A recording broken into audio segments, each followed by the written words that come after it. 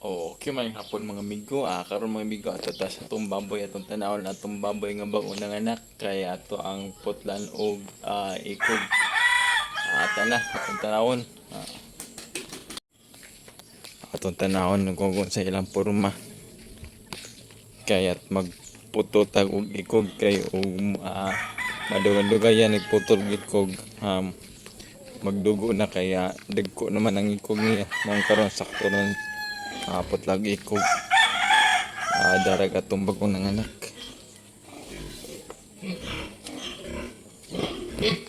Wow! Cute sa atong mga baby.